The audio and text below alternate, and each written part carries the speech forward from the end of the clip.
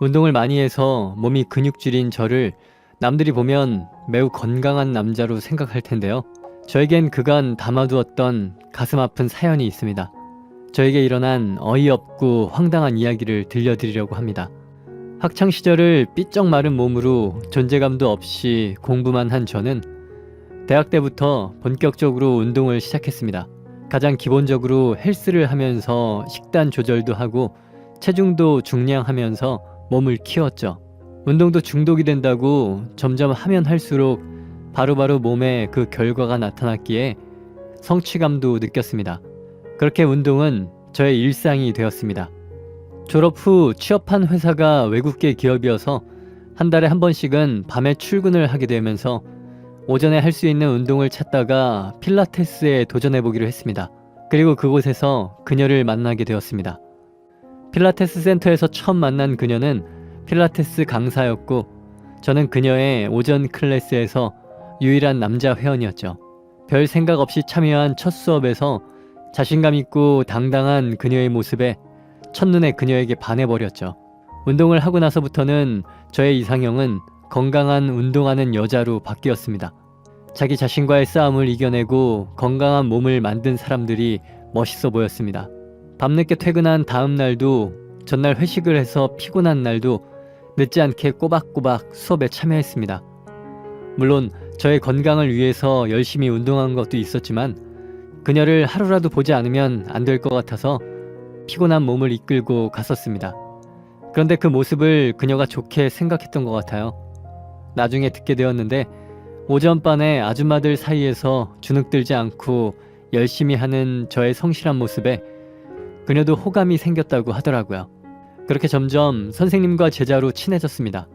하지만 보는 눈이 있었기 때문에 사적으로 만나자고 하기에는 좀 힘들었어요. 어떻게 따로 만나서 친해질까 고민하다가 저는 그녀에게 마라톤에 함께 참여하자고 권유했습니다. 과거에는 마라톤이 그저 달리기를 좋아하는 중장년층의 운동이라 생각했는데 최근에는 젊은 층에게 인기 있는 스포츠로 자리 잡았습니다. 풀코스보다는 큰 부담이 없는 한두 시간 이내로 들어올 수 있는 10km 마라톤이 유명 스포츠 브랜드에 의해서 자주 열리면서 젊은 층에게 인기를 끌고 있었습니다. 역시나 운동을 좋아하는 그녀는 저의 제안을 흔쾌히 수락했고 대회 한 달 전부터 저녁에 만나서 같이 연습을 한다는 핑계로 마라톤을 하면서 그녀와 친해졌습니다. 처음에는 정말 운동 친구 같은 사이였습니다. 저는 그 관계에 만족하지 않고 그녀에게 이성적으로 다가가려고 많이 노력했어요. 그래서 결국 그녀와 사귀게 되었죠. 저와 그녀 둘 다 운동을 아주 좋아했기 때문에 주말이면 함께 한강변 러닝도 하고 자전거를 함께 타기도 하고 그녀를 위해 미리 찾아놓은 유명한 커피숍들을 돌면서 즐거운 시간을 보냈습니다. 그리고 부산 광안대교를 달리는 마라톤 대회를 함께 완주한 그날 저는 결승선에 미리 플랜카드를 세워두고 그녀와 함께 통과한 후 주머니에서 꺼낸 반지로 그녀에게 청혼했습니다. 그때 그녀는 정말 감동받은 표정으로 저의 프로포즈를 수락해 주었죠. 그때 같이 운동했던 친구들 모두 우리 두 사람의 모습을 보고 건강하고 행복한 부부가 될 것이라고 생각하며 축하해 주었습니다. 그렇게 그녀와의 연애도 결혼도 한편의 영화 같았어요. 이렇게 짧은 기간 동안 저희가 부부가 될 줄은 처음 그녀의 수업을 들었을 땐 정말 생각도 못했습니다. 결혼을 준비하면서 저는 한국 회사로 이직을 했어요. 아무래도 신혼을 즐기기에는 한국 시간대에 맞는 생활 패턴을 만드는 게 좋을 것 같았거든요. 그녀 역시 필라테스 수업을 제가 일하는 시간에만 하는 것으로 바꾸었어요. 저녁 6시 이후의 수업들은 모두 뺐죠. 그때는 조금이라도 더 같이 있고 싶었습니다.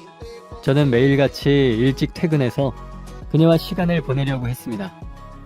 결혼 생활은 정말 행복했어요. 주변에 결혼 생각이 없다는 친구들에게 저희는 결혼 전도사가 된 것처럼 꼭 결혼하라고 권유할 정도였으니까요. 함께 운동하면서 찍은 사진을 SNS에 올리는 것만으로도 친구들의 부러움을 샀습니다.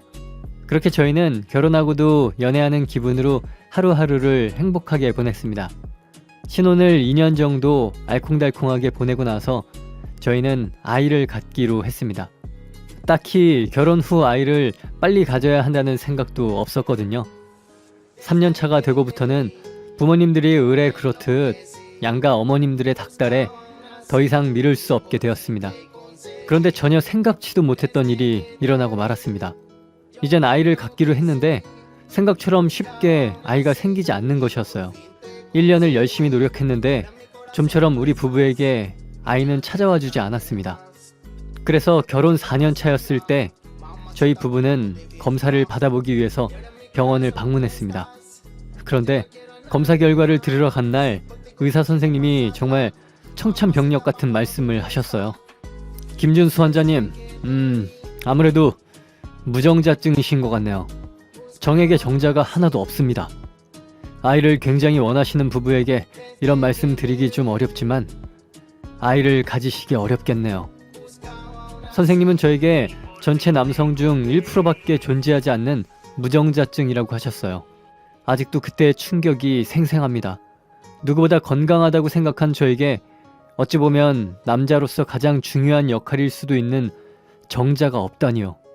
순간 저는 세상에 혼자 남겨졌다고 느껴졌고 남자로서 무력감이 들었습니다.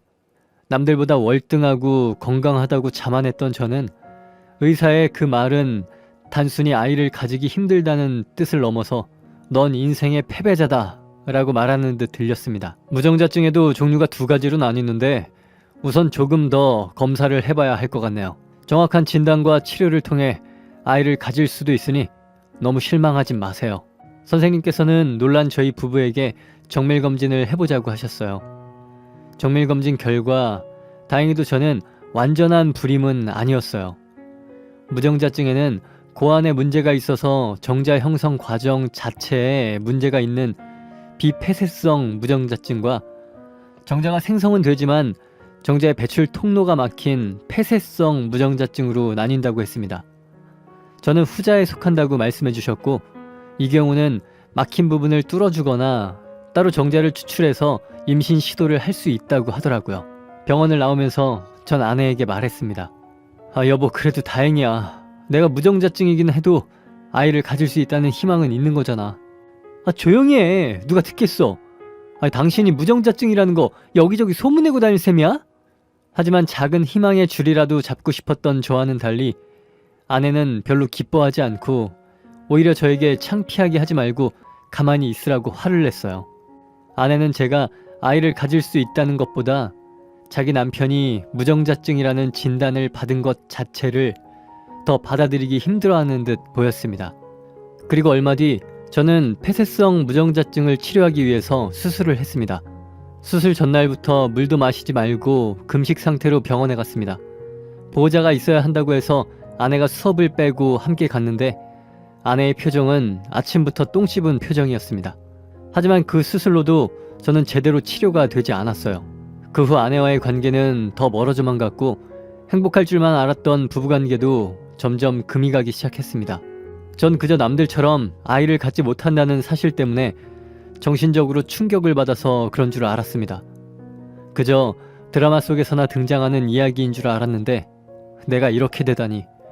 내가 할 수 있는 게 아무것도 없음에 하루하루가 힘겨운 시간들이었습니다. 제가 무정자증을 진단받은 뒤로 아내가 조금 변한 것 같다고 느끼고 있던 저는 괜히 밖에 나가서 외식하자고 말도 해보고 예전에 사귈 때 데이트했던 추억의 장소를 가자고 했었죠. 하지만 아내는 별 반응이 없었습니다. 결국 저는 생각을 고쳐먹고 아내에게 이렇게 된 거 입양을 하면 어떠냐고 이야기를 했습니다.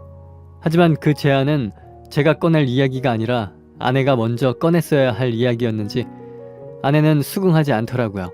그렇게 아내와의 차가운 기운이 지속되던 어느 날 하루는 제가 아내와 오붓한 분위기를 내려고 노력했는데 아내가 뜻밖의 말을 하더군요. 더 이상 당신이 남자같이 않게 느껴져. 뭐? 대체 그게 무슨 소리야? 키 크고 몸만 좋으면 뭐해? 남자 구실을 못하는데? 정자 나오는 통로 뚫어주는 수술도 실패했잖아. 애도 제대로 못 가지는데 네가 무슨 남자라고 그러는 거야? 병원에서 제가 무정자증이라 했을 때보다 아내의 말 한마디에 더 심한 충격을 받았습니다. 항상 자기 커리어를 높이며 승승장구했던 아내에겐 자신의 남편이 무정자증이라는 걸 인정하기 싫어하는 눈치였습니다. 아내의 말에 저도 너무 화가 나서 한 소리 하고 싶었지만 저까지 이성을 잃으면 큰 싸움이 될 것 같아서 그날 저는 꾹 참았습니다. 수술이 실패한 이후 의사 선생님은 저희 부부에게 시험관 수술을 추천해 주셨어요. 제 고안에서 정자가 생성되긴 하는 것이기 때문에 그걸 채취해서 시험관 시술을 할 수 있다더라고요. 그래서 아내가 힘들긴 하겠지만 주위 사람들이나 부모님들에게도 비밀로 하기로 하고 시험관 시술을 위한 병원에 다니며 노력했습니다. 그렇게 노력한 끝에 1년 만에 아내가 임신에 성공했어요. 전 마치 이 세상 전부를 얻은 것만큼 행복했습니다. 2줄이 나온 임신 테스터기를 들고 있는 아내의 2손을 꼭 잡고 눈물까지 흘렸습니다. 그동안의 힘든 시간들이 떠올랐는지 아내는 희비가 엇갈리는 듯한 표정을 짓고 있었죠. 그날 이후 저는 아내가 먹고 싶다는 건 무엇이든 매일 사다 주었고 그냥 편히 쉬라고 하고 제가 집안일도 다 했습니다. 정말 어렵게 얻은 아이가 혹시라도 잘못될까봐 걱정이 되었거든요. 그리고 아내의 출산일이 되었고 아내는 무사히 건강한 아들을 낳았습니다. 저희 부부 못지않게 아이를 기다리셨던 집안 어른들은 저보다도 더 기뻐하셨고 아이를 예뻐하셨습니다. 그리고 저희 부모님은 이름이 중요하다면서 유명한 철학관에서 비싼 돈을 주고 아이 이름을 서준이라고 지어오시기까지 했죠. 집안에 아이가 생기자 모든 것이 정상으로 돌아온 듯 했습니다. 퇴근 후 집에 오면 아내와 아이가 있었고 아이의 웃는 얼굴을 자고 있는 모습을 바라보는 것만으로도 하루의 피로가 싹 사라지는 듯 했습니다. 아내는 출산 한 달 뒤부터 돌봄 아주머니를 고용하고는 다시 몸을 만들기 위해 센터로 나갔습니다. 시험관 시도와 임신 출산을 통해서 망가지고 불어난 몸 상태를 보는 걸 누구보다 힘들어 했었죠. 아내는 필사적으로 몸매 관리를 해 한 달 만에 출산 전의 몸 상태로 돌아갈 수 있었습니다. 그런데 아이가 점점 커갈수록 왠지 아이를 보면 뭔가 이상하더라고요. 10개월이 된 서준이는 저의 어릴 적 모습 하나도 닮지 않았고 심지어 엄마와도 닮지 않아 보였습니다. 저의 어릴 적 모습을 기억하는 부모님도 아이가 누굴 닮은 거냐고 물으실 정도였죠. 혹시 아내가 크면서 얼굴이 많이 변했나 싶어 처가댁에 가서 아내의 어렸을 적 사진들을 다 뒤져보았지만 어렸을 때의 모습도 하나도 닮지 않았습니다. 무언가 잘못되었다는 것을 직감적으로 느끼게 되었고 저는 아내를 살짝 떠보았죠. 애가 크면서 엄마 아빠 얼굴이 보이기 시작한다는데 서준이는 우리 둘을 하나도 안 닮은 것 같아. 당신이 보기에도 그렇지 않아? 무슨 말이야. 당신이랑 똑 닮았는데. 봐봐, 입꼬리랑 콧망울 당신이랑 닮았잖아. 내가 보기엔 전혀 안 닮았어. 오죽했으면 어머니가 어디서 씨도둑해온 거 아니냐고 하겠어? 무슨 말이 그래. 애가 듣잖아. 자기 자식 앞에서 그게 할 소리야? 그런데 갑자기 아내는 언성을 높이면서 저한테 화를 냈어요. 그 모습을 보고 저는 더 이상하다고 느꼈습니다. 결국 저는 아내 몰래 친자 확인을 위해 아이와 저의 머리카락을 떼어 유전자 검사를 받았습니다. 유전자 검사 결과를 기다리는 동안 정말 초조했어요. 전 매일 밤 자면서 저의 착각이기를 바랬죠. 그리고 결과가 나왔다는 문자를 받고 결과지를 가지러 갔습니다. 그런데 제 손에 받아든 결과지에는 친자식으로 볼 수 없다 라고 나왔습니다. 이때까지만 해도 저는 아내를 믿었습니다. 혹시라도 병원의 실수로 아이가 바뀌었을지도 모른다고 생각해 병원을 찾아가 확인해 보려고 했죠. 그래서 그날 밤 아내에게 가서 결과지를 보여주었습니다. 아이가 너무나도 안 닮고 당신도 안 닮아서 내가 유전자 검사를 해보았거든? 근데 내 자식이 아니래. 뭐? 그게 무슨 말이야? 나 몰래 유전자 검사를 했다고? 전에 나보고 다른 남자애냐고 물어보더니 그게 정말 진심이었어? 이 애는 내 아이 맞아. 당신을 의심하는 게 아니야. 혹시 병원에서 아이가 바뀌었을 수도 있잖아. 우선 같이 산부인과에 가서 확인해보자. 제가 아내에게 계속 산부인과에 가보자고 이야기를 했더니 결국 궁지에 몰린 아내는 체념한 듯 모든 것을 자백했습니다. 놀랍게도 아내는 시험관 시술 기간 동안에 센터에서 만난 남자와 임신을 목적으로 외도를 했던 겁니다. 전 아내의 그 말에 하늘이 내려앉은 기분이 들었습니다. 아무리 아이가 갖고 싶은 마음은 이해하지만 어떻게 저 몰래 그럴 수 있냐고 화를 냈어요. 그 남자 서울대 출신이야. 당신보다 좋은 유전자라고. 당신도 당신 부모님도 서준이 얼마나 이뻐했어? 어? 그냥 당신만 눈 감아주면 모두가 행복할 수 있어. 급기야 아내는 말도 안 되는 헛소리를 짓거리더라고요. 뭐? 눈을 감아줘? 당신 제정신이야? 부모님은 당연히 내 핏줄인 줄 알고 예뻐하시는 거잖아. 다른 놈 자식이면 그렇게 예뻐했겠어? 그리고 내가 유전자 검사를 하지 않았으면 평생 정말 내 자식인 줄 알고 키웠을 것 아니야? 저는 아내의 어이없는 태도에 화가 나서 결혼 이후 처음으로 아내에게 큰 소리를 쳤어요. 제가 화를 내는 모습을 처음 본 아내는 처음엔 살짝 놀라는가 싶더니 이내 태도를 180도 바꾸었습니다. 내가 그 남자를 사랑해서 외도를 한 게 아니야. 사랑하는 건 당신인데 당신이 아이를 가질 수 없으니까 내가 얼마나 완벽한 가정을 만들고 싶었는지 자기도 알잖아. 내가 얼마나 아이를 가지고 싶었는지 당신이 가장 잘 알잖아. 난 정말 아이를 가지려고 관계를 한 것뿐이야. 예전처럼 화내고 소리치는 걸로 이 상황을 넘어갈 수 없다고 판단해서인지 불쌍한 척을 하면서 저한테 용서를 구했습니다. 정말 당장에 이혼 서류를 들이밀고 싶었어요. 하지만 그 순간에도 자신이 한 행동이 뭐가 잘못되었는지 모르는 아내를 보자 이렇게 둘이 백날 이야기해도 아내는 알아듣지 못할 거라는 생각을 했습니다. 그리고 내가 당한 만큼 아내에게도 복수를 해야겠다는 생각이 들었습니다. 그래서 전 우선 그날은 아내를 이해해 주는 것처럼 넘어갔습니다. 그리고 아내가 저에게 말한 것들을 토대로 아내의 상간남이자 서준이의 친아빠를 찾아냈죠.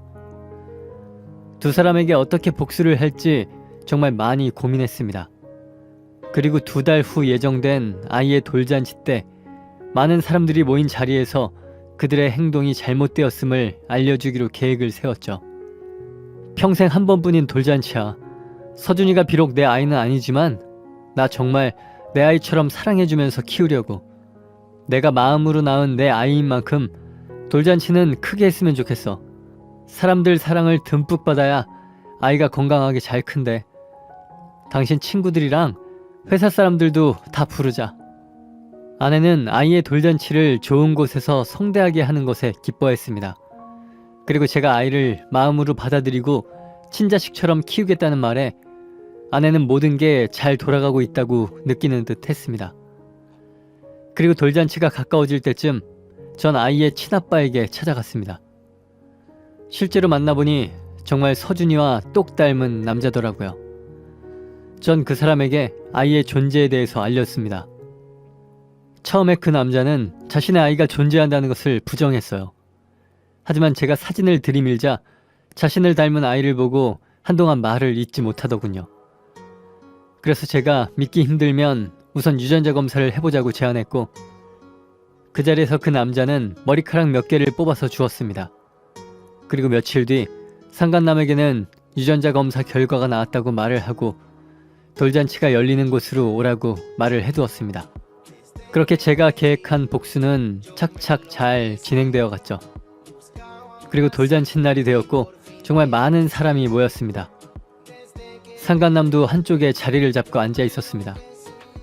홀에 사람들이 대부분 모였을 때 돌잔치 행사가 시작되었고 불이 꺼진 홀에 대형 화면이 켜지자 사람들의 시선은 화면을 향했습니다. 저는 서준이의 사진과 상간남의 사진을 커다란 스크린에 동시에 띄웠습니다. 사람들이 웅성거리기 시작했고 저는 마이크를 켰습니다. 제 아이인데 저는 하나도 안 닮고 이분이랑 참 많이 닮았죠? 왜 그런 줄 아세요? 그러자 옆에 서 있던 아내가 제 손에서 마이크를 뺏으려고 노력했습니다. 전 그런 아내의 팔을 뿌리치고 말을 이어갔죠. 왜냐면 이 아이는 제 핏줄이 아니기 때문입니다. 전 스크린에 유전자 검사 결과지를 띄웠고 이미 과학적으로 누가 진짜 부모인지 확인했다고 폭로했습니다. 사람들은 순식간에 여기저기서 웅성거렸어요. 그날 돌잔치는 아수라장이 되었습니다. 아내는 서준이를 안고 한복을 입은 채 홀을 떠났고 그 뒤를 상간남이 뒤따라갔습니다. 그날 이후 저는 미리 조사해둔 변호사와 함께 아내와 상간남에게 소송을 걸었습니다. 당연히 재판은 제가 승소했고 혼인 파탄의 전적인 책임이 아내에게 있다고 이혼 소송에서도 위조를 받고 이혼하였습니다. 처음 아내를 만났을 때는 아내가 이렇게 변할지 몰랐습니다. 아무래도 운동도 일도 가정도 모든 것을 완벽하게 하고 싶었던 아내의 탐욕이 급기야 그녀의 이성적 사고를 망가뜨리고 이런 해괴망측한 일을 저지르게 한 것 아닌가 생각됩니다. 뻐꾸기가 남의 둥지에 알을 낳으면 본래 둥지의 주인 새는 그게 뻐꾸기 알인지 모르고 품어 부화도 시켜주고 그럼 그 새끼 뻐꾸기는 본래 둥지 주인의 알들을 바깥으로 밀어내서 떨어뜨려 버립니다. 주인 새는 그것도 모르고 뻐꾸기의 새끼를 열심히 키워주죠. 하마터면 저도 뻐꾸기에게 속아 남의 새끼를 키운 새와 같이 될 뻔했습니다. 그 일이 지나고 어느새 8년이 지났습니다. 그 후 저는 한동안 이성을 만나지 못했습니다. 저에게도 충격적인 이혼 후 쉽게 다른 사람을 만나기 어려웠으니까요. 그때 저를 회복시켜준 것은 음악이었습니다. 운동을 하는 모든 사람들이 그렇다는 건 아니었지만 그 일 이후로 운동하는 여자를 만날 용기가 없었던 저는 음악 심리 치료를 받고 나서 많이 좋아졌습니다. 그리고 음악을 좋아하는 한 여자를 만나게 되었고 그녀와 재혼을 하게 되었습니다. 물론 저는 그녀에게 저의 상태에 대해서, 저의 이혼에 대해서 모두 말해 주었습니다. 그녀는 저의 모든 것을 이해해 주었고 감싸 안아 주었습니다. 그리고 지금의 아내와 열심히 노력한 끝에 저는 진짜 아빠가 되었습니다.